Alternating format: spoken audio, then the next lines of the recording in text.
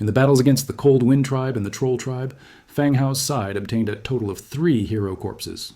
Nielsen had previously crafted the Orc Skeleton Hero, Skull Crusher, Purple Tier 9 Hero, and the Troll Skeleton Hero, Giant, Wall, Blue Tier 7 Hero. And the one currently appearing before him was the last of the 3 heroes, Black Sword, Blue Tier 7 Hero. "Welcome to the team, Black Sword," Fang Hao said with a smile. Blackthorn and Black Sword were both major generals under Skull Crusher before. "Thank you, my lord." Black Sword stood up, his tone flat. "Didn't Scholar Nielsen come out?" Fang Hao continued to ask. "Lord Nielsen still has work and hasn't come out," Black Sword replied. "Right," Fang Hao remembered. Nielsen still needed to work on Cyril's corpse, the former city lord of Prool City. Cyril, he was also a hero and was killed directly by Fang Hao when he colluded with the Blood Race. "All right, Black Sword, go to the warehouse and see if your previous equipment is there. If not, pick some useful ones," Fang Hao said. These heroes all had their own equipment when they were alive. They were usually left in the warehouse untouched.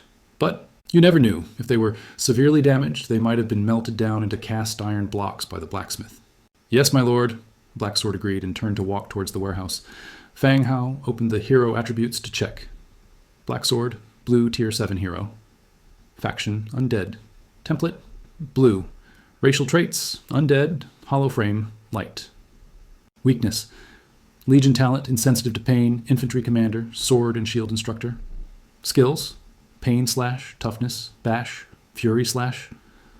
Inherent skills, Advanced Tactics. Mastery, Advanced Shield Formation Mastery, Advanced Command Mastery, Advanced One-Handed Weapon Mastery, Insensitive to Pain. For every 15% decrease in the life of the army led by this unit, morale increases by plus 150%, and attack power increases by plus 5%. Infantry Commander, Infantry Unit Attack Power. Increased by 8%, Sword and Shield Instructor. Sword and Shield Unit, all attributes increase by 5%. Pain Slash Active. Deals heavy damage to the target, causing severe laceration damage. The wound ignores any healing effects within a certain time, including, but not limited to healing magic, bandaging, healing potions. Toughness, passive. When this unit's life is below 35%, skill consumption is reduced by 50%. Bashu, active. Strikes the enemy with a shield, dealing 50% damage with a chance to cause a stun effect. Fury Slash, active. Swings the sword in a furious slash, dealing 75% extra damage to the enemy. Description, a product of the immortal. Lish, not recognized by the undead god. This hero cannot be leveled up or advanced. A standard infantry commander template. There was nothing particularly outstanding, nor were there any special shortcomings. The Legion skill, Insensitive to Pain, was quite good. For every 15% decrease in the life of the army led, morale would increase by 50% and attack power by 5%. Attack power goes without saying. It's very important for a battle. A 50% increase in morale means that as long as this team participates in the battle, they will never collapse and flee due to morale. But most of the troops in the territory are undead, so there's no such thing as morale. It was a useful skill, yet also useless. The remaining hero skills were all damage, increasing ones. Nothing special. Before long, Black Sword walked back. He was wearing a set of metal armor and holding a black sword and shield set. Fang Hao told him to go find Giant Wall first, and he would arrange work for him later. Entering the Lord's manor, Year was preparing dinner. Fang Hao sat down, and a maid brought fruit wine. After resting for a while, he directly opened the Lord's book and typed Gao Lin in the name search bar. The survivor, Ren Jun, had secretly taken photos using the Lord's book and sent them to his good friend named Gao Lin. Confirm search. The next second, over 100 people named Gao Lin appeared. This made Fang Hao a bit dumbfounded. He had overlooked the issue of duplicate names. This kind of thing was hard to ask about one by one, and his chat opportunities were limited, so he simply added a note under the exchange section. Ren Jun's friend Gao Lin, please contact me. This was a clumsy but simple and effective method. After resting for a while, Year also brought up dinner. Luo Li happily trotted in from outside the door and quietly sat to the side. She didn't say anything, just waited obediently for the meal to start. Next was Anjia's performance time. She began to tell Year and Luo Li about the things she encountered in Lysith City. From the gamblers who owed money at the tavern to the madman who rushed out of the temple, she told them everything. The two of them also listened with great interest. After dinner, the skeleton tailor Sawyer and the goldsmith Luke walked into the hall one after another. Fang Hao gave them a brief account of the trip to Lysith City this time and assigned tasks to each of them. Goldsmith Luke would perform the final finishing on Rebecca's jewelry, and Sawyer would arrange manpower to rush the production of the temple's clothing. He also instructed them to be sure to add the Bone, fabric shop's brand name and logo. Thinking about the temple's clothing being worn with a brand name containing bone, the effect would definitely be explosive at that time. He was afraid that his shop would be known throughout the city overnight. After dealing with the matters, the sky gradually darkened. Served by Year, he enjoyed a comfortable hot spring bath, then returned to his room to rest. He hadn't slept well for 2 days in Lysith City, and fell asleep as soon as he lay down on the bed. The next morning, Fang Hao woke up from his dream as usual. After a simple wash, he directly walked out of the room. After his daily morning run, Year's breakfast was also ready. After breakfast, Fang Hao took Anja and boarded the Bone Dragon to leave the territory. At 10 a.m., the Bone Dragon arrived over Zhangbin's city, landing in the open space. He could see busy residents and the operating refined mills. Fang Hao was a bit surprised. Zhangbin had actually built 12 refined mills. Was there such a large demand? Boss, Zhangbin walked over quickly with 2 guards. As a city lord, it was normal to have 2 guards. Yeah, it's much livelier here than at my place, Fang Hao said with a smile. In actual age, Zhangbin was older than Fang Hao, but calling him boss one after another came naturally, and Fang Hao got used to hearing it. Boss, how can my place compare to yours? Don't kid around, Zhangbin said with a simple and honest smile, scratching his head. He welcomed Fang Hao and Anja into the city lord's hall, and a servant brought drinks. Zhangbin spoke directly.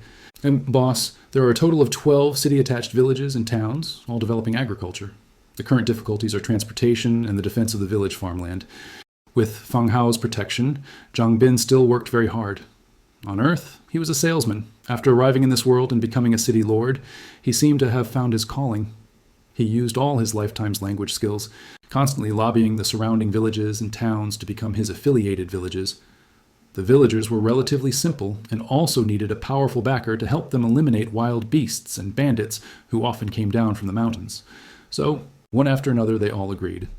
Now, Zhangbin City has the most affiliated villages among all the Transmigrator cities.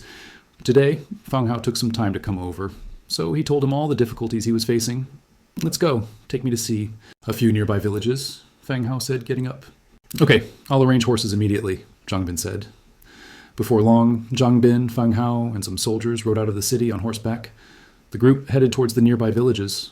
Recently, there's been incidents of transmigrators being captured, so be careful when you travel, Fang Hao said casually to Zhangbin, holding the reins. Capturing transmigrators? Zhangbin was slightly stunned. For the indigenous people, they probably hadn't even heard the term transmigrator. Yes, in Lysith City, I saw a person named Ren Jun, and he was one of the survivors. Fang Hao gave a general introduction to Ren Jun and the Faceless Man's hut. It couldn't be confirmed yet that it was the Faceless Man's hut doing it. It was also possible that someone had purchased information. That's why the Faceless Man's hut was capturing transmigrators for interrogation. But no matter what, it was better to be careful. Hearing that people had already died, Zhangbin's expression instantly turned grim. In this world, everyone lived a difficult life, and now there was an intelligence organization trying to uncover the secrets of transmigrators. This made his heart tense up. Even humans were excluding them. After walking for more than an hour, everyone arrived at a village. This was also the closest one to Zhangbin's city. In front was a palisade made of logs, and outside the village were vast fields. In the fields, villagers wearing toad suits could be seen working diligently. Lord City Lord, why have you come? Inside the village, an old man quickly walked out, his face full of warmth. Just came to take a look. Is there anything the village needs? How is everyone's life? Zhangbin also showed a smile. Zhangbin asked with a smile, not mentioning Fang. How? This was also something the few of them had discussed. They didn't need to reveal him. He would just follow and observe. There's nothing we lack. Everything is quite good. The village chief welcomed them into the village. The village chief said to Zhangbin, My youngest daughter is not young anymore, and lately she's been mentioning how you haven't come over, and she's been feeling down these past few days. I've been a bit busy lately. Zhangbin's face instantly turned red, and he secretly glanced at Fang Hao, laughing awkwardly. After staying in the village for a while, the group set off again. They visited 3 other villages, and it was already afternoon. They returned to the city. Fang Hao went directly to the Heavy Sword Infantry training ground to recruit. Heavy Sword Infantry, Soul Crystal 4, Food 20. Recruitment quantity 20. Hundredfold increase triggered. Recruited Heavy Sword Infantry 2020. Light appeared, and 2,000 burly Heavy Sword Infantry stood before Fang Hao. Greetings, my lord. The heavy sword infantry saluted one after another. All right, you will obey City Lord Jangbin's command. From now on, Fang Hao said. The heavy sword infantry immediately looked at Jangbin and saluted again. Lord, City Lord. All right, you will go to the warehouse to get your equipment, and I will assign you tasks then. Yes, my lord. The heavy sword infantry left, and Fang Hao continued to the archery range to recruit archers. Militia archer, soul crystal. 2, food 10. Recruitment quantity 20, hundredfold increase triggered, recruited, militia archers 20 to 20. Immediately after, another 2,000 archers appeared before Fang Hao. They were still handed over to Jangbin for him to arrange. After handling everything, the group returned to the Lord's Hall. By then, I will arrange for orcs to come over and pave connecting roads for you. You don't need to worry about this, Fang Hao said. Jangbin's expression lit up. Thank you, boss. All right, the prepared food, you can arrange for people to directly send it to the Cold Wind Mountain Range. The demand there is quite large. The Cold Wind Mountain Range used to exchange the mind ore for food and daily necessities with the outside world. It had been a month since Fang Hao occupied the Cold Wind Mountain Range. At first, they bought from the grain merchants in Prul City and transported it to the Cold Wind Mountain Range. Now that Jangbin's side had started stable production, and Tavik had become the city lord of Prul City. Gradually, their own production began to fill the food needs of the Cold Wind Mountain Range, but they were still cooperating with the grain merchants. Understood, boss? Jangbin was full of confidence. Oh, right. You should also try to find a way to make the villages accept the undead. They can also help with development. Oh, okay. I'll try to figure something out. After chatting with Jangbin for a while and finishing everything, Fang Hao took Anja and returned to the territory on the bone. Dragon? After dinner, it got dark. Served by Year, he soaked in the hot spring, enjoying the warmth that enveloped him. Ding! Just then, the Lord's book sent a private message notification. Opening it, he found that it was Gao Lin who had sent the message. This was already the 5th person named Gao Lin who had contacted him today. The previous ones were all scammers, bosses. Fang Hao, I know Renjun. Did something happen? Renjun said he sent you a photo before. Send it to me to see? Fang Hao asked tentatively. It was still hard to determine if the other party was the Gao Lin he was looking for. Yes. Image. Image. Image. Boss, is Renjun still alive? Gao Lin directly sent the pictures and then asked. Fang Hao opened them one by one and could see a dim room with people wearing hooded masks. The photos were real, but everyone's faces were covered, making it impossible to identify them. It seemed this person was real.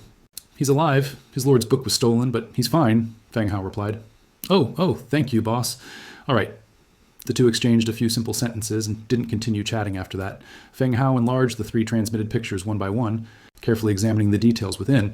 He hoped to find a breakthrough from them. Even knowing which direction to investigate next would be good. Suddenly, Fang Hao's eyes snapped open, and he quickly magnified the second picture. The pixel quality of the Lord's book was excellent. Even magnified dozens of times, it was still clear. In the lower right corner of the picture, there was a man moving items. He was wearing a black robe and a mask. What Fang Hao noticed was the skin exposed in the gap between his collar and mask when he bent down to move the items. It was skin with lumpy distortions, likely from an injury. This reminded Fang Hao of someone. Lai Gao, the strong man who rushed into the tavern in Lysith City and beat up the gamblers. The skin on his left face and neck had this kind of scar. Fang Hao thought for a moment and said to Year, "Go call Xiao Yu over." "Oh, okay, master," Year replied and walked out. Before long, the shadow beside him began to wriggle, and Xiao Yu's figure slowly emerged. "My lord, you called for me?" "Holy cow!" Fang Hao's body trembled with fright. He gave Xiao Yu an annoyed look. "Xiao Yu, next time, can you use the door?" "Oh, okay, my lord," Xiao Yu replied softly, but she didn't seem to take it too seriously. "Xiao Yu, I called you here this time because I plan to give you a task." Xiao Yu's eyes lit up. "Oh, my lord, please instruct." "Go to Lysith City and capture someone. I want him alive." Fang Hao first explained the situation in Lysith City to Xiao Yu. Then he opened his lord's book and flipped through the pictures for her. It was a pity he couldn't print photos right now, otherwise he would have printed one for Xiao Yu to take with her. "My lord, you want me to bring this person back, right?" Xiao Yu pointed at the person in the bottom right corner of the photo. "Yes, judging from the scar on his neck, he is Lai Gu. Find a way to bring him back," Fang Hao nodded and said, "I understand, my lord. I will definitely complete the mission," Xiao Yu loudly assured him. "All right, you can set off tomorrow. Be careful and stay safe." "Yes, my lord." After speaking, Xiao Yu once again disappeared into the shadows. Xiao Yu left, and Year walked back in.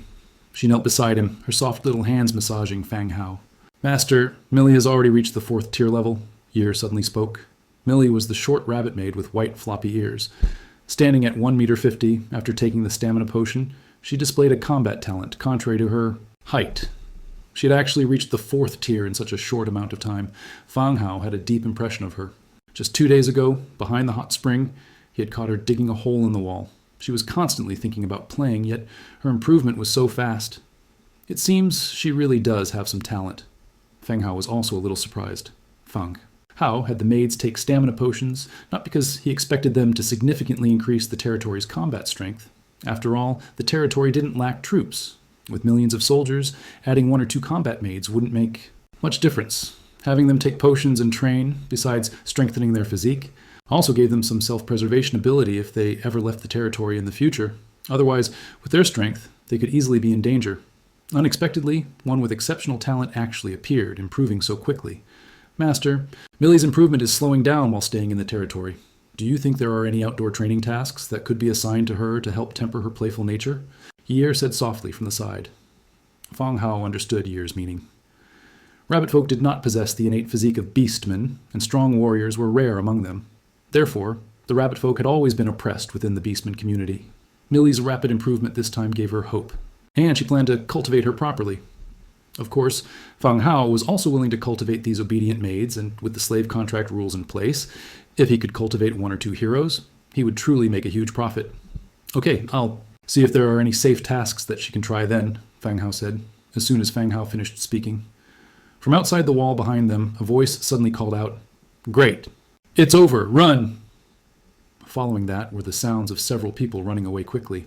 Fang Hao sat up, looking in surprise at the direction the footsteps were fleeing. Yer was smiling beside him. Early the next morning, Fang Hao woke up from his sleep, stretched lazily, and sat up in bed. He glanced at the watch on the bedside table. It was already 6:30 a.m. He got dressed and quickly washed up. Just as he was about to leave the room, the sound of the sound transmission conch suddenly came from beside his ear.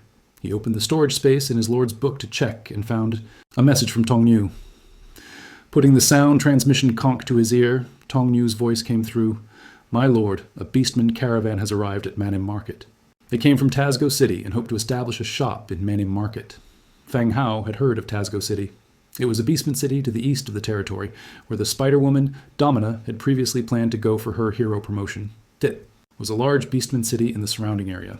Fang Hao had considered whether to make contact with the beastman city before, but the wild nature of the beastmen still made him postpone his plan. He didn't expect that their caravan had already arrived at Manhwa Market and started doing business with his side. After putting the sound transmission conch back into his storage space, he walked out of the room. He notified Yer to prepare a simple breakfast and then woke up the sleepy Anja on the 2nd floor.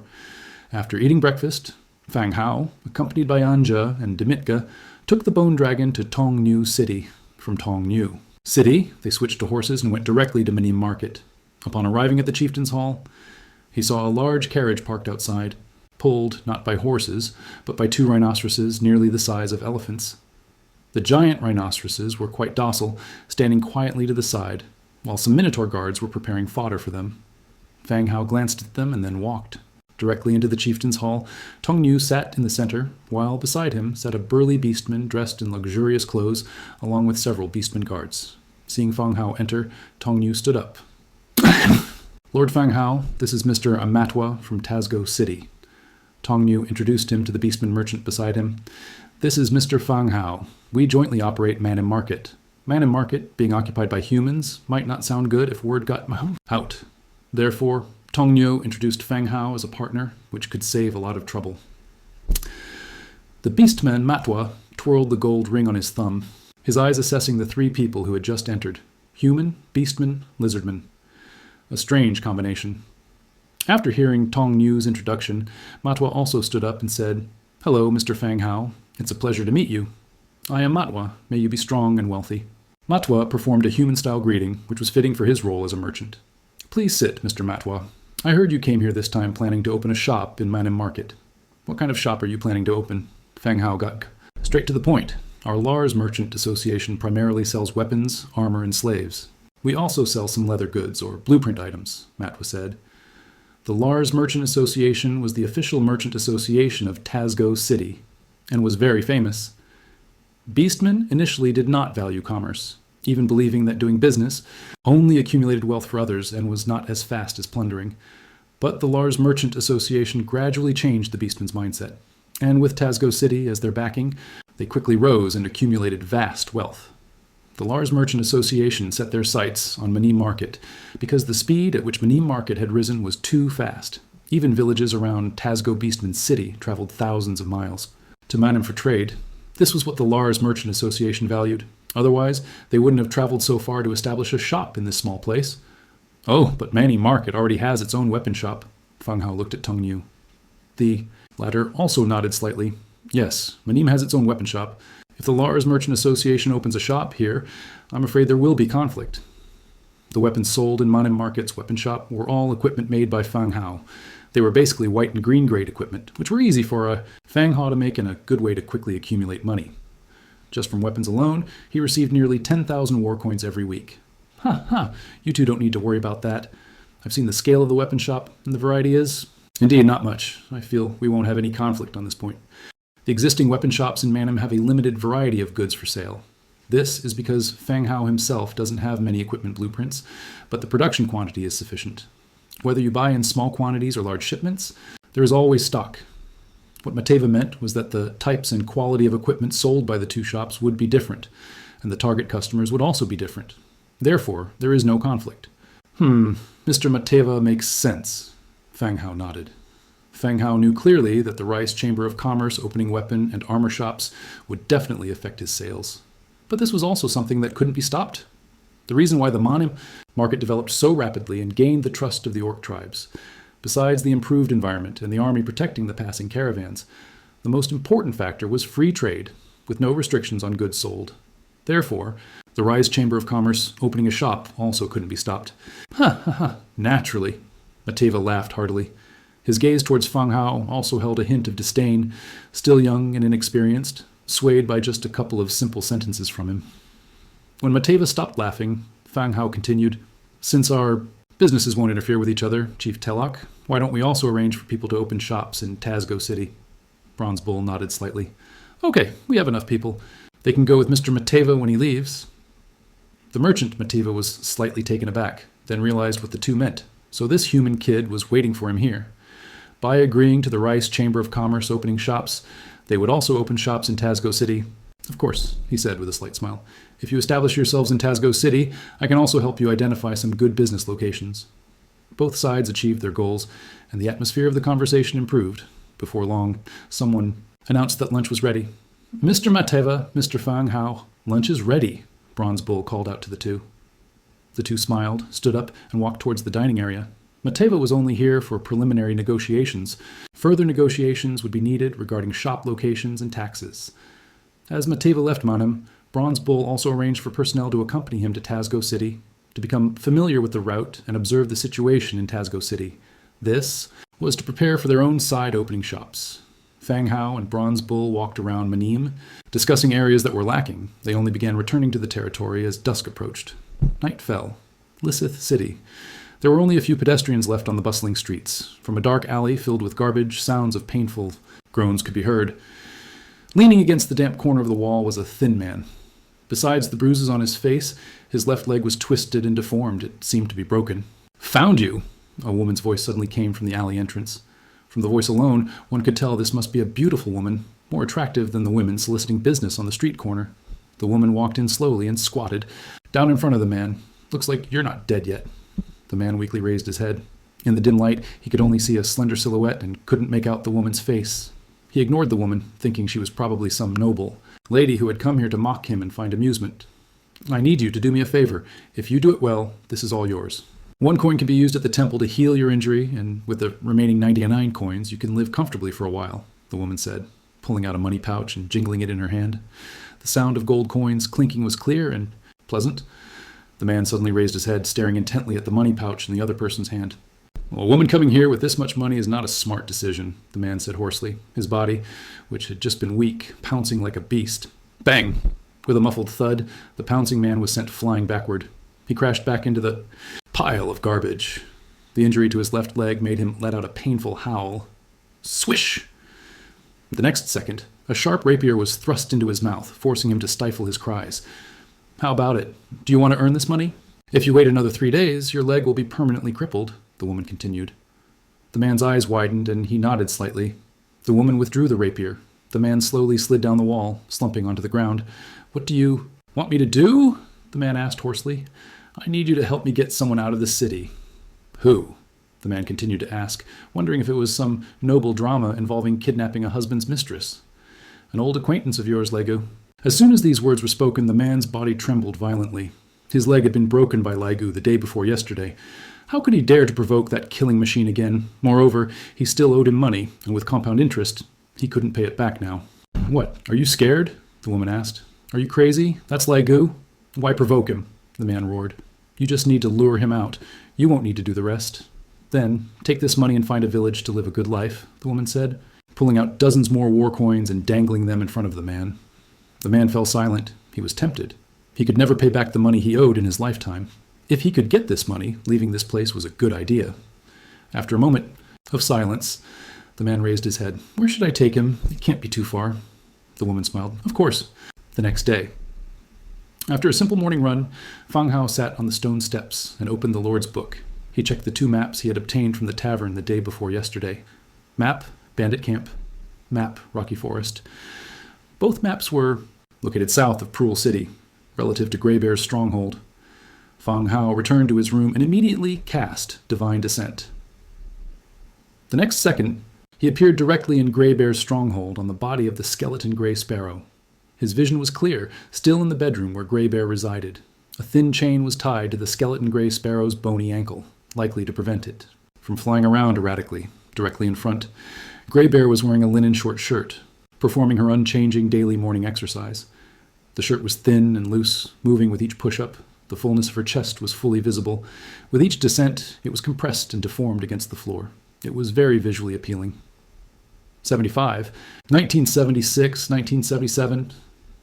Greybear counted softly. Sweat dripped down her forehead, leaving a wet mark on the floor. If only Millie could put in half the effort Greybear did. Greybear, Fang Hao called out. Greybear's eyes narrowed, and she looked up at the skeleton Grey Sparrow on the bedside table. Lord Fang Hao, is that you? Greybear sat up. The skeleton Grey Sparrow nodded and continued. Get ready. I'll bring troops over shortly. Is there a mission? Greybear asked. To the southeast of your stronghold, there's a rocky forest and a bandit camp. Are you familiar with these 2 places? Fang Hao asked. Greybear frowned and thought for a moment, then shook her head. Lord, the bandit situation here is quite chaotic. The original camps were all cleared out by the Lysith City army. It's unclear which group has established the new ones. I haven't heard of a place called Rocky Forest either. I'll arrange for someone to investigate immediately. No need for that. Trouble. Just get ready. I'll bring people over shortly, Fang Hao instructed. The soul fire in the skeleton. Grey Sparrow's eye sockets immediately extinguished. Greybear stood up, wiping away the sweat that streamed down her tanned skin. She took off her loose short shirt and tightly wrapped her chest with cloth strips. Smile couldn't help but appear at the corner of her mouth. Looks like someone is going to have a bad day. Although she didn't know which group of bandits occupied that camp. Being targeted by Fang Hao meant they would definitely not have a good end. She got dressed, put on her armor, and walked out of the room. 10 a.m. 10 bone dragons, fully loaded with skeleton soldiers, landed from Greybear's territory. Greybear led the core members of his camp forward to greet them. He peered curiously at the backs of the bone dragons. Fang Hao and the lizard men were not present. On the dragons' backs were Angia and a skeleton hero holding a black sword and shield. Miss Angia, are you leading the team this time? Greybear asked respectfully. Angia propped herself up with one hand and leaped down from the bone dragon's back. Fang Hao is in command, he just didn't come in person. Oh, Greybear replied subconsciously. How could he command if he wasn't here? Immediately after, Angia opened her backpack, and a skeleton Grey Sparrow, its eyes burning with blue soul fire, flew onto Angia's shoulder. Its gaze fell upon Greybear. How are the preparations? The skeleton Grey Sparrow spoke. Greybear immediately understood. This was what in command meant. He quickly replied, Lord, everything is ready. We can depart at any time. Outside the stronghold, torches, ropes, carts, and nearly 100 subordinates were already prepared, ready to set off at any moment. Fang Hao nodded. Greybear, being a former bandit, was quite efficient in his work. After telling Greybear the location of the boulder forest, the 2 groups began to act in batches. Greybear led his subordinates first, while Fang Hao's side would organize all the carts and tools to be carried by the bone dragons after the tasks were assigned. Grey Bear led his men out of the stronghold in a grand procession. They went straight through the dense forest, heading towards the target location. Boss, have you ever been to the Lord's territory? I heard it's really good. Several times better than Prool City, a subordinate said while walking. Grey Bear glanced at him. Who told you that? I overheard Miss Winnie's talking to the bartender. She said the living conditions were good. The environment was good, and there were even hot springs that could whiten skin or something. Anyway, everything was good, the subordinate said. A few days ago, Grey Bear and his group escorted Winnie-sa and others to Lysis City. Although they traveled together, there was little interaction between them, apart from work necessities, Grey.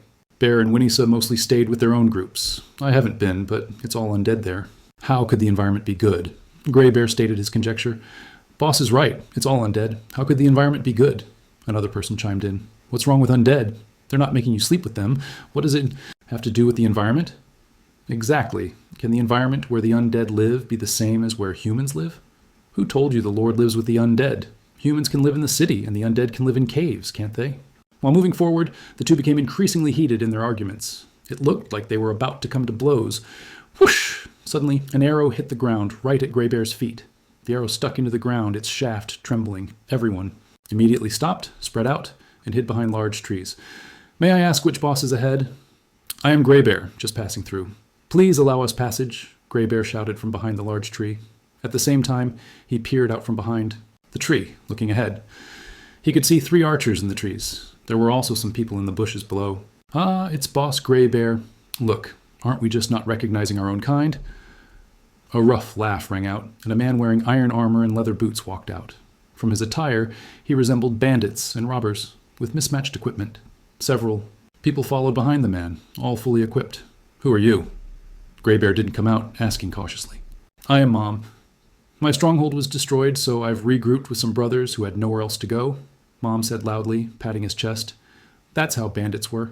If they were wiped out, they'd regroup. One day a boss would pop up, and the next day another camp would appear. As long as they could recruit a dozen or so subordinates, they'd dare to call themselves a boss. Grey Bear sized up Mom and didn't pay him too much mind.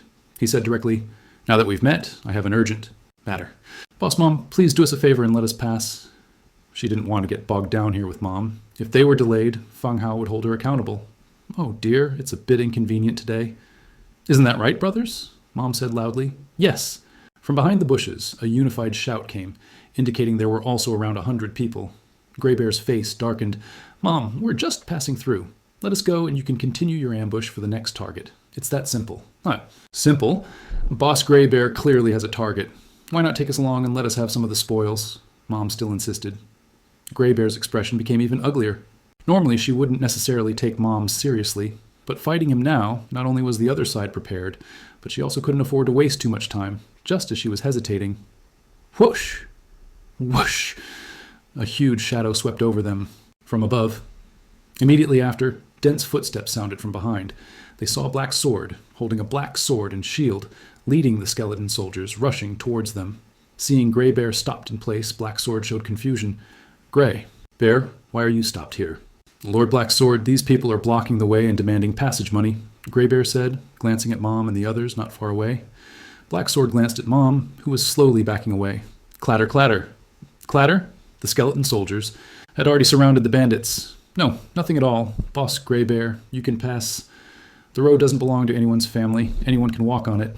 The previously arrogant Mom's legs trembled slightly as he quickly said, Undead? Undead. Giants nearly 3 meters tall and skeleton mages holding staffs. He clearly couldn't afford to provoke them. He didn't know why Grey Bear called the undead Lord, but he knew that his newly regrouped men were no match for these undead. Moreover, what had just flown over in the sky seemed to be an undead unit as well. Black Sword's empty eye sockets looked at Mom and the others not far away. He spoke indifferently. Kill them. Whoosh! The skeleton trolls charged directly into the crowd, swinging their weapons at the bandits. These people were just a group of fleeing bandits who had gathered together.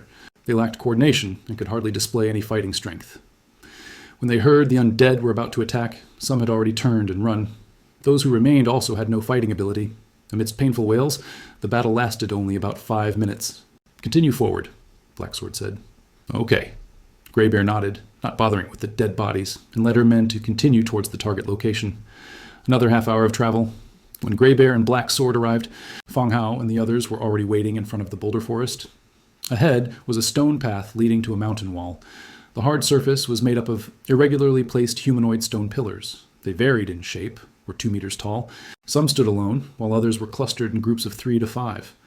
This reminded Fang Hao of the Moai statues on Easter Island that he had seen on television before. The stone statues were about 2 meters tall, with large heads and short, stocky bodies. Their limbs and bodies were clearly distinguishable.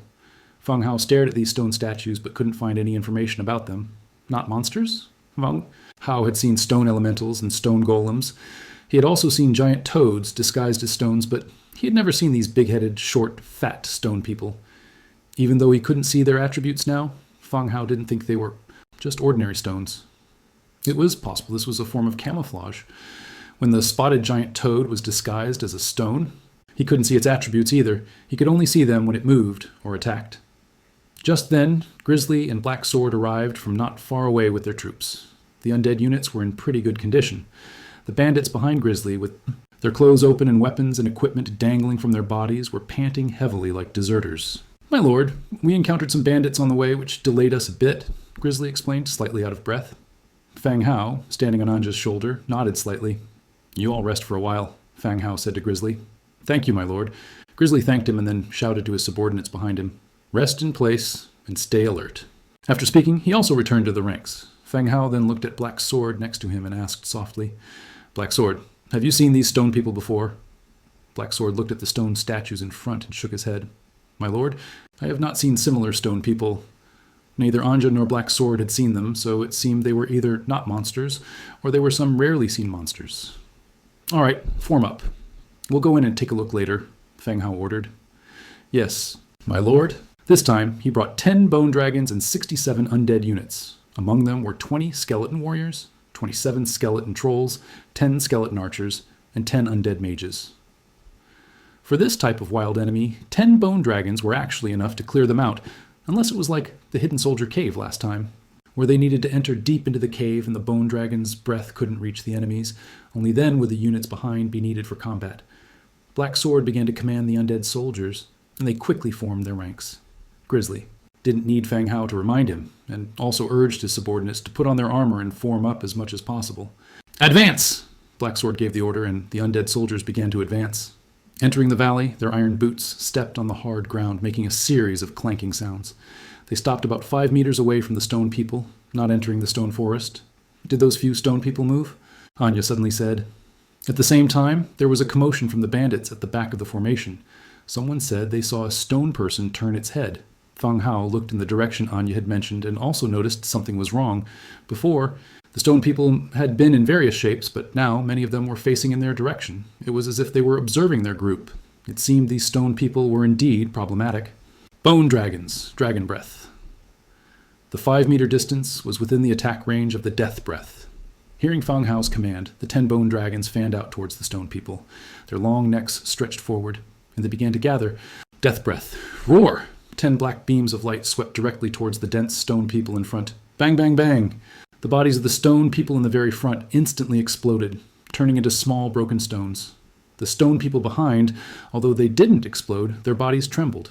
Their white stone eyeballs rolled up and down, revealing dark pupils, and then the stone people's bodies began to move. Their entire bodies curled up into a ball. They turned into giant stone balls and rolled towards the formation. "Shield wall," Black Sword ordered loudly. The skeleton warriors placed their beast head-heavy shields in front of them, the shields overlapping to form a sturdy iron wall. Bang, bang, bang. Dozens of stone balls rolled rapidly along the path, knocking over the solid shield wall. They rushed into the ranks behind. They transformed back into large-headed stone people, raised their stone fists, and smashed them towards the undead soldiers. Gry Stone Man, Tier 8. Gry Stone Man, Tier 7. At this moment, Fang Hao also saw the attributes of these stone people. Based on their size, they were basically Tier 7 or Tier 8. The hands and feet of the Gry Stone Men could be used as weapons, constantly smashing at targets around them. In an instant, they caused casualties among several archers and mages.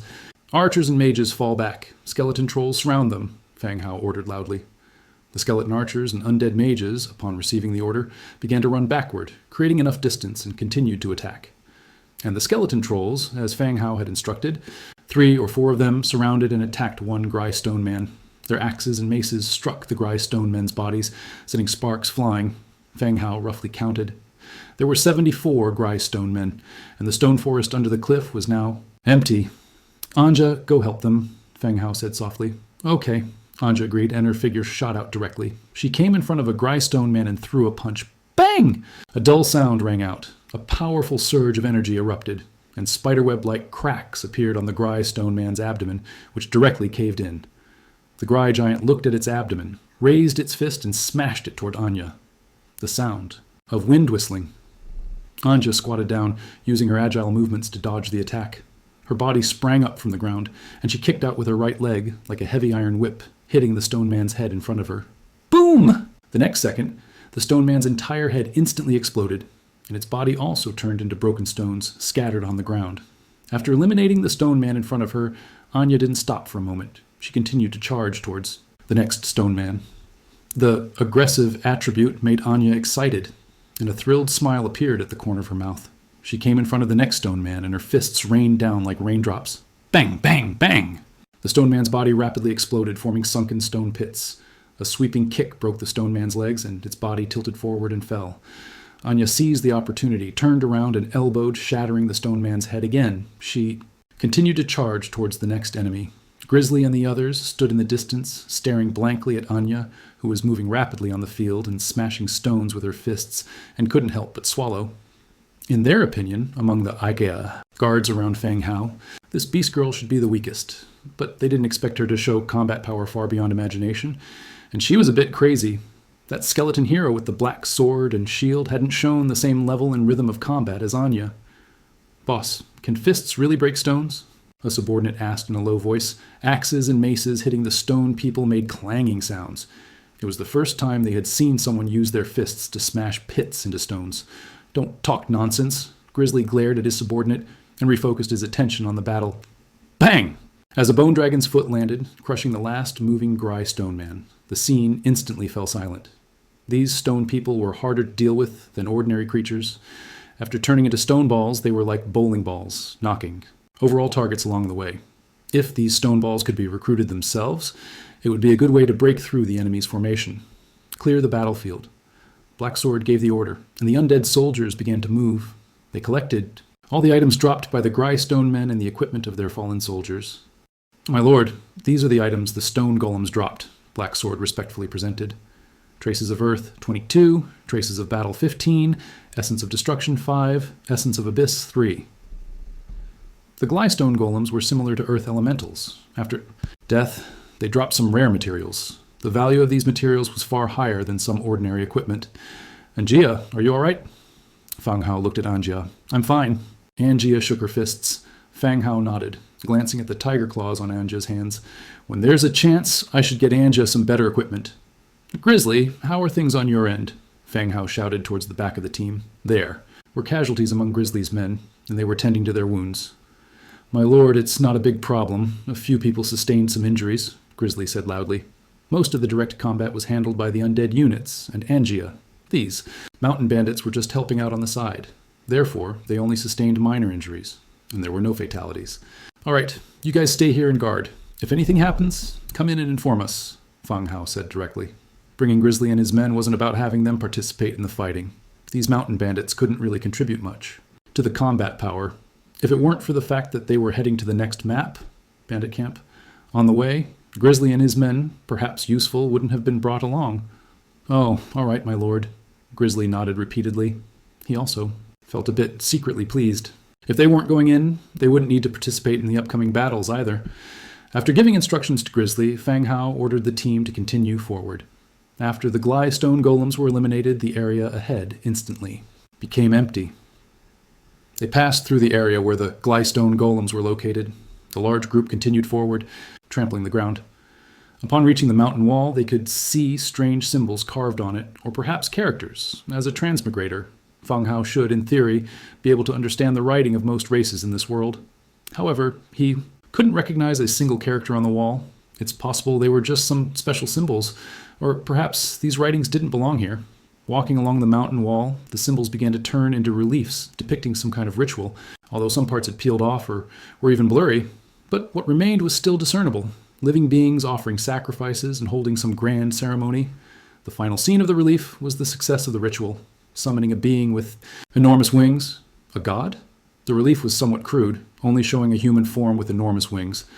Fang Hao, don't you think if those stone golems turned into stone balls and rolled down from here, they would have knocked us all over? Anja said, looking at the gradually narrowing path and imagining. Whose side are you on? Fang Hao said irritably. It's like you're regretting those stone golems didn't perform well. Heh, those stone golems were clumsy, but quite cute. You were the one who hit them the hardest, and you say they're cute. Fang Hao and Angia chatted in low voices. The team continued forward. At the end of the reliefs, there was no longer a path forward, but a neatly carved square stone cave appeared. It looked somewhat like a door frame, or the entrance to a tomb. Yeah, guys, wait outside. I'll take 2 people in to have a look, Fang Hao said directly. He selected a few skeleton warriors and was about to enter the cave. Just as one foot stepped inside, a shout suddenly came from behind. Fang Hao, something happened. Behind us, everyone turned around and saw Grizzly walking over quickly. He said to Black Sword beside him, Fang Hao, those stone golems have appeared again behind us. Quickly go and check it out. Hearing Grizzly's words, everyone was momentarily stunned.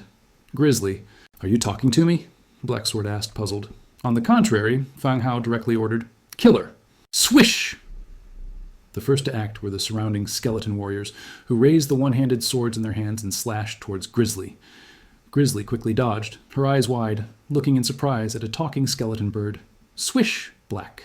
Sword also attacked instantly, his black longsword slashing upwards, cutting a long, thin gash across Grizzly's chest. No fresh blood flowed from the wound. Instead, it was like thick, black mud. Seeing that what flowed from the wound wasn't blood, everyone was even more certain that the person in front of them wasn't Grizzly. Kill her, quickly, Fang Hao urged again. The skeletons surrounded Grizzly and launched their attack. The enemy that could change form didn't seem to have very high attack power, and its combat strength was only at the level of tier 7 or 8 units. Surrounded by the undead skeletons, it was quickly killed. It turned into a black, humanoid corpse with no facial features. Immediately after, the corpse slowly melted and disappeared. Shapeshifter, tier 3. Before it died, Fang Hao also saw its name. It was called a shapeshifter. Its biggest characteristic should be changing into the enemy's form to confuse them. However, its tier was indeed not high, and its combat power was average. Facing the siege of the undead skeletons, it didn't last long and died quickly. What kind of monster was that? And Gia returned and asked softly. It's called a shapeshifter. It seems to have the ability to imitate people, Fang Hao replied softly. When it was in the form of Grizzly, the attributes Fang Hao saw were also Grizzlies. This point could be said to be very powerful. If anyone had this ability, they wouldn't be afraid of being recognized when stealing things in the future. Black Sword, go and bring Grizzly and his men over. It seems we've encountered an enemy skilled in disguise, Fang Hao instructed. Yes, my lord. Black Sword left with a few skeleton soldiers. Fortunately, there was only one such enemy that could change form. Moreover, the flaw just now was very obvious. It actually mistook Black Sword for Fang Hao, and Grizzly himself would never call Fang Hao by his given name. Before long, Grizzly and his subordinates were brought over. My lord, what happened? Grizzly asked curiously. Nothing much. We discovered an enemy skilled in changing into other people's forms. Be careful, Fang Hao said. Oh, all right, my lord. Grizzly and the others were still a bit unclear about what exactly had happened. Fang Hao selected a few skeleton trolls and began walking into the cave. Entering the cave, there was a long stone staircase corridor extending downwards. The width of the stone steps was limited, but it was still wide enough for 2 skeleton warriors to walk side by side. The corridor had been reinforced, and along the way, there were relief murals similar to those outside. Going all the way down, there was a room carved out ahead. The scene. Inside the room made Fang Hao's soul fire tremble. A rectangular room about 20 square meters with walls made of stacked skulls. A demon's room. This place was exactly the same as the room under the well in the village before, equally eerie and terrifying, like entering a human purgatory. And in the center of this room was a long table made of stone. On the table was a golden treasure chest. Go and see if there's any danger, Fang Hao said. A skeleton warrior walked into the room, circled around it, and directly carried the golden treasure chest out. The skeleton warrior swaggered out. There were no dangers or unexpected situations. If the guardian of the demon room in the well last time was the mud monster, then the guardian of this room should be the shapeshifter they just encountered. It can be said that the shapeshifter's characteristics are more dangerous than the mud monster's. It can transform into the appearance of a companion to confuse you. Imagine how terrifying it would be if your trusted companion was the enemy, and that shapeshifter just now must have heard someone call Fang Hao's name and mistook Black Sword for Fang Hao. That's why it was easily exposed by everyone, seeing the skeleton warrior come out smoothly with the treasure chest without triggering any dangers or mechanisms. Fang Hao flapped his wings and flew into the room. Last time, in the demon's room, he collected a torn page of the Book of Demons. He wondered if there would be any this time. He carefully searched the artifacts in the room. Apart from some severely rusted metal objects, there were no valuable items. He also didn't get any torn pages of the Book of Demons. Let's go. Get out. Fang Hao flew back to the shoulder of a skeleton warrior. Upon receiving the order, the skeletons directly exited the cave. Outside the cave, the others were waiting. Seeing Fang Hao return, Anja stepped forward and asked, "What's the situation down there? Are there any good things?" "Just a simple stone chamber. Everything that could be taken out has been taken out." Fang Hao looked at the treasure chest next to him. "Do you need me to search again?" "Your eyesight isn't very good," Anja said with some concern. "What are you talking about?" "There's nothing. To search. Arrange for people to collect stones and block the entrance," Fang Hao directly ordered. The demon's demon room always exuded a sense of gloom and eeriness. Even though Anja was quite bold, Fang Hao didn't intend to let her go down. "Oh, all right." Anja called out to a few skeletons and began collecting rubble to completely block the cave. Fang Hao continued to fly to the front of the grizzly bear's team. "Grizzly bear, when was the first time we met?" Fang Hao asked. Grizzly bear was startled, not understanding Fang Hao's meaning, but he still replied, "Sir, are you talking about when I led people to rob your caravan? I was incited by the Iron Blood mercenary group and didn't intend to attack." "You." "Okay, Grizzly bear, gather your men. You and Black Sword will conduct individual interrogations to prevent any shapeshifters from still being hidden among them." Although Fang Hao believed that there was only one monster guarding the demon stone chamber, he couldn't be sure there wasn't a second one. Shapeshifters could imitate human appearance, but fortunately, they couldn't read the memories of the people they imitated. By simply questioning them individually, they could be easily identified. "Understood, sir." Only then did Grizzly Bear understand Fang Hao's intention, which was to verify their identities. He immediately gathered all his subordinates and conducted one-on-one interrogations. Within a camp, there were only a few people, just like a small village. Everyone knew each other, and it was easy to find out by asking. About half an hour later, the cave was completely blocked, and Grizzly Bear's side had also completed the interrogations. There were no issues. "All right, let's go." "To the bandit camp. The sooner we finish, the sooner everyone can rest," Fang Hao ordered again.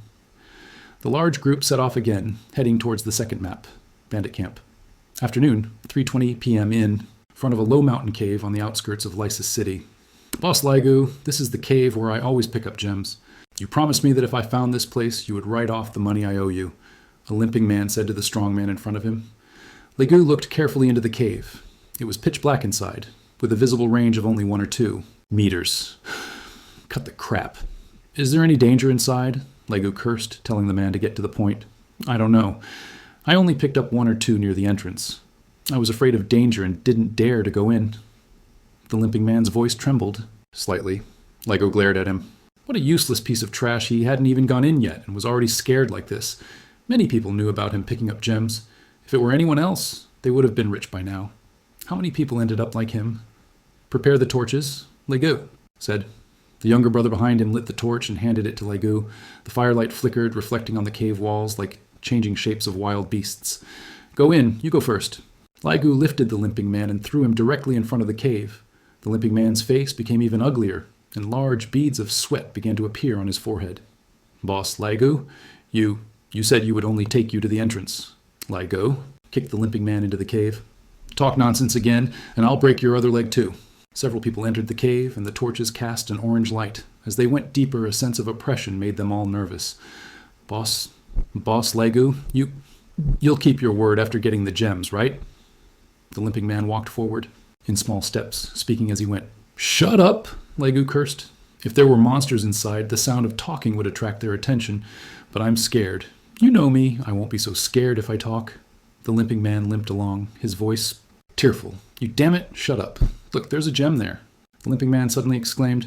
On the ground about 2 meters ahead, in the center, was a ruby the size of a little finger. Ligu and the others' expressions instantly lit up with joy. There were indeed gems. They were going to be rich. Ligu picked up the gem, wiped it with his clothes, and after confirming it was a gem, he happily put it in his pocket. "Keep going, brothers, we're going to be rich," Ligu said in a low voice, urging them to continue forward. They reached the end of the cave, which was a wide open space. The open space was very flat and clean. There were no wild beasts as imagined, no corpses or animal bones, and no piles of gems. There was nothing, just an ordinary cave. What's going on? Where are the gems? Ligu turned around, only to find the limping man standing in the distance, trying to extinguish the torch in his hand. What are you doing?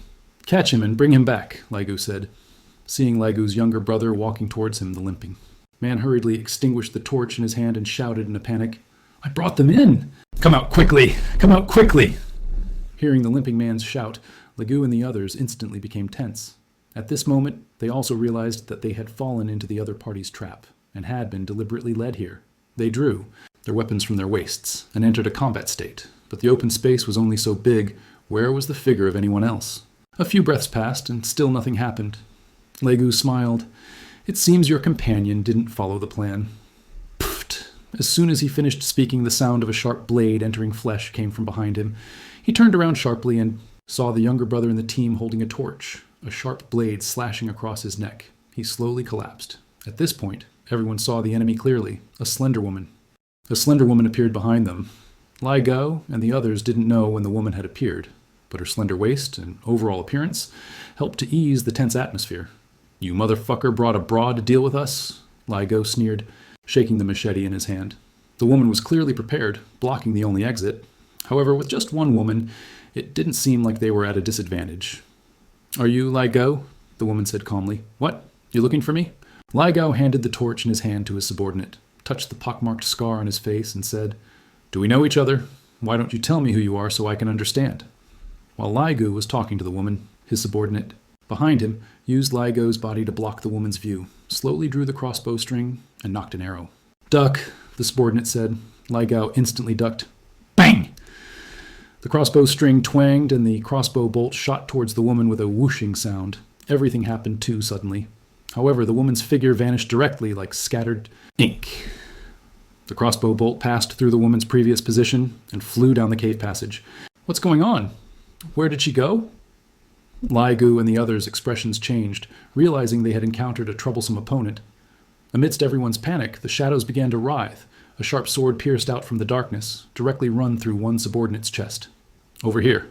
Several people slashed at the shadow, but only left sword marks on the stone wall. The subordinate who was stabbed in the chest slowly fell down, already dead. The battle was still not over.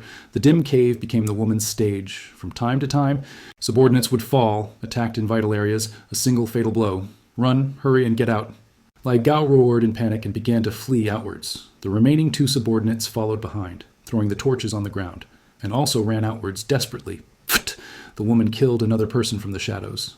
Lai Gao felt the woman, was right behind him, turned around and swung his knife. However, what he heard was the miserable scream of his own subordinate. Looking closely, there was no sign of the woman behind him. His knife had struck his subordinate in the abdomen. The subordinate's face was filled with shock and pain, and his hands were trembling as he held his spilled intestines. Boss, take me, take me. The subordinate, holding his flowing intestines, cried out, begging Lai Gao to take him away.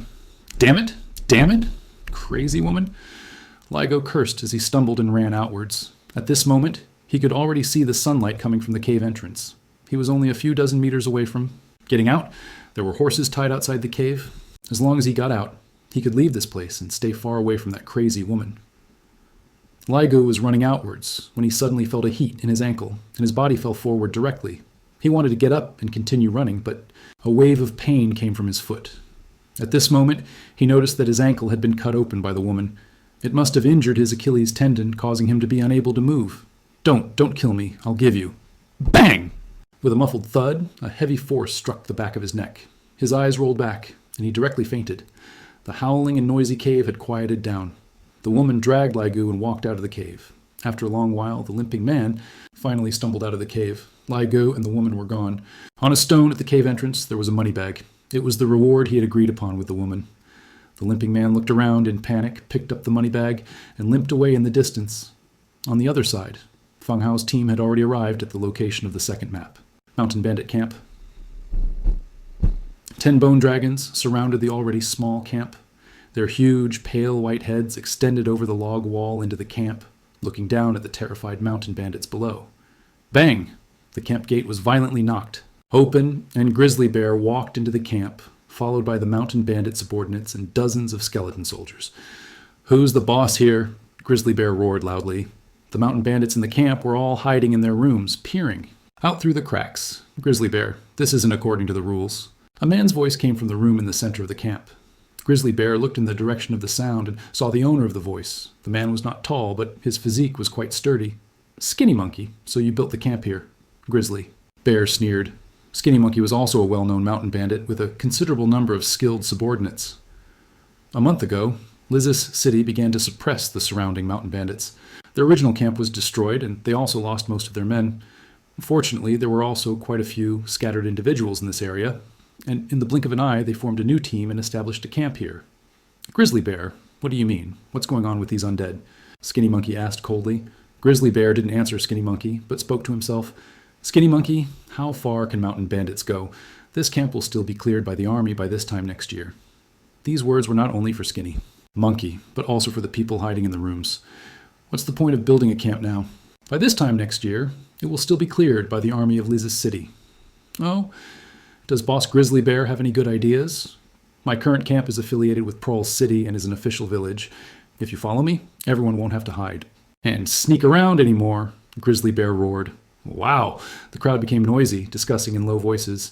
"So you came here to poach people, but Grizzly Bear, at least come up with a better excuse, bringing a group of undead and saying you're affiliated with a human city? Do you think we're fools?" Skinny Monkey still spoke loudly. They were both bosses, and even though he was at a disadvantage, Skinny Monkey was still a little unconvinced by Grizzly Bear. Grizzly Bear wanted to continue explaining, but Fang Hao and Angia walked over. "What's the point of talking to him?" "Black Sword, bring him out," Fang Hao ordered directly. "Yes, my lord." Black Sword took the order.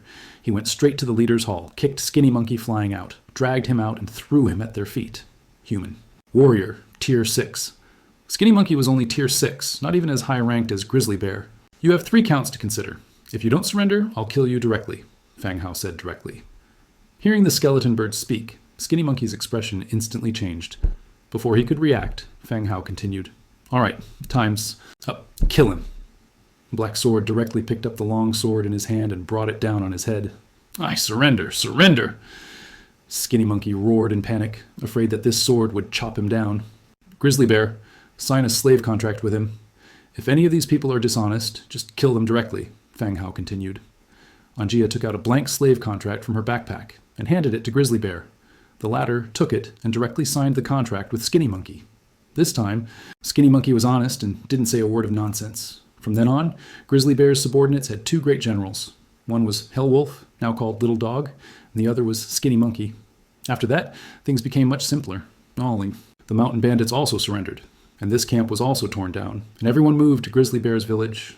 The money and materials in the mountain stronghold were all transported away. Nearly 100 flatbed carts were filled with goods. In addition to the money Fang Hao had looted, there was also a black iron treasure chest. Night fell. Angia and Black Sword also rode bone dragons back to the territory. The harvest, this time, was not big. Besides some gold coins obtained from the mountain bandits, there were only 2 treasure chests. 1 gold treasure chest and 1 black iron treasure chest. Previously, Fang Hao was in the state of a skeleton gray sparrow, and he could only open the treasure chests after they were transported back. Standing in front of the 2 treasure chests, opened the black iron treasure chest. Obtained iron axe production blueprint, black iron sickle production blueprint, animal collar production blueprint, war coin 12. The black iron sickle and animal collar were blueprints he didn't have. Continued to open the gold treasure chest. Obtained demon mask, orange, Gry rolling stone, skill scroll, abyssal essence 3, war coin 102, demon stone 8.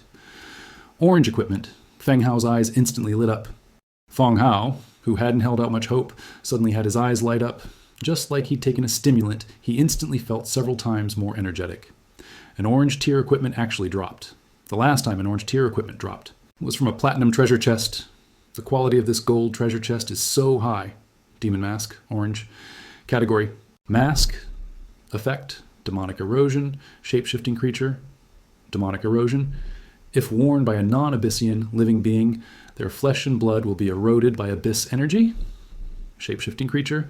Wearing the mask allows transformation into a small or medium-sized humanoid living being recorded by the mask. After transformation, clothing and carried equipment will not possess corresponding attributes. If durability drops by 30% from being attacked, the transformed state cannot be maintained. Description: the rulers of the abyss often appear in various planes and different forms. They offer enticing prices, harvesting fallen souls. Looking at the mask's attributes, Fang Hao's brows furrowed again. A mask that can transform into the target's appearance. This should be similar to the shapeshifter he encountered during the day. No wonder the shapeshifter transformed into a grizzly bear instead of one of his accompanying undead. It's only effective on living beings. Transforming into a skeleton with a hollow chest cavity is still quite difficult. If this were the modern world.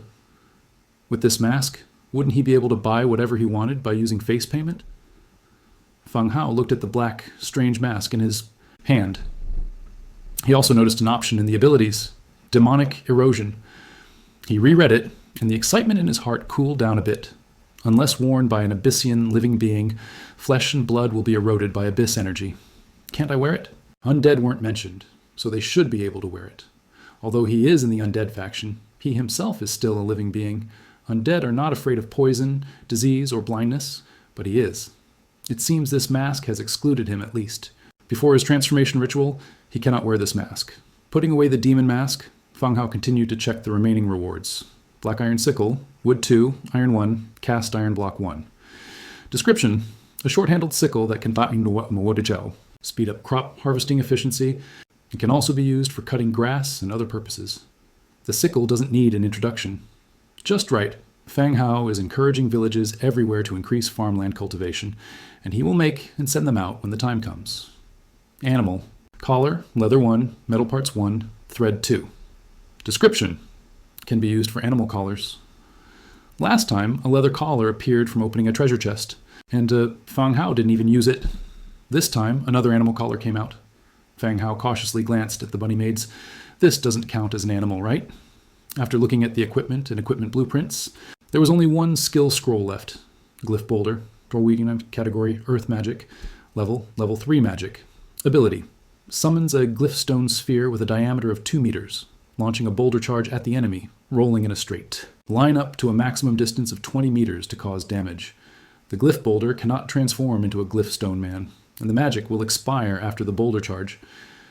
Description: be careful of that rolling stone sphere. It will crush your bones. Skill scroll. It's been a long time since a skill scroll appeared. So long that Fang Hao had almost forgotten that he was on the mage path, not the logistics support path. Fang Hao had seen the effect of glyph boulder. A 2-meter stone sphere rolling downhill has considerable power. The shield wall defense of the skeleton warriors was like paper, being knocked flying everywhere.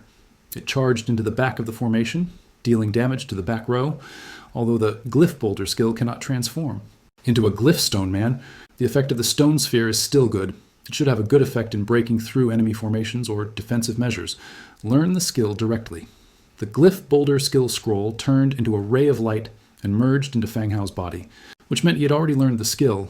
Fang Hao had already seen the effect and power of glyph boulder during the day, so he didn't release it to check.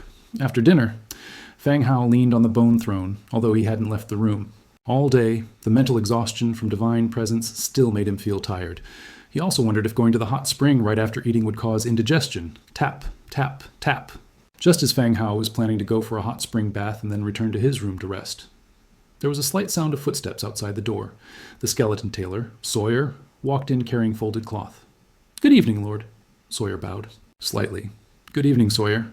Fang Hao sat up straight, a slight smile on his face.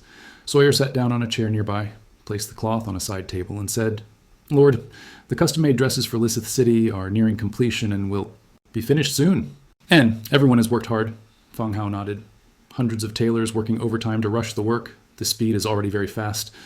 Once this dress is finished, Fang Hao also plans to promote cheongsoms and several other dress styles to Rebecca.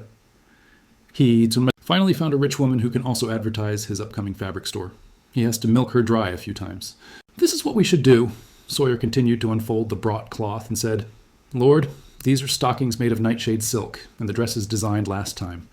The quality of nightshade silk is completely comparable to holy snow silk." Fang Hao immediately had Sawyer make several pairs of black stockings. In addition to those for Rebecca, there were also some for Year, and the design draft for the dresses was also discussed with Sawyer. Fang Hao allows the maids to go shopping in Pruli City 1 day a week, and it's a bit inappropriate to wear maid outfits and sailor uniforms then. Moreover, these maids represent the Lord's mansion after all, so they should be dressed more appropriately. Therefore, this kind of retro French mid-length dress was designed.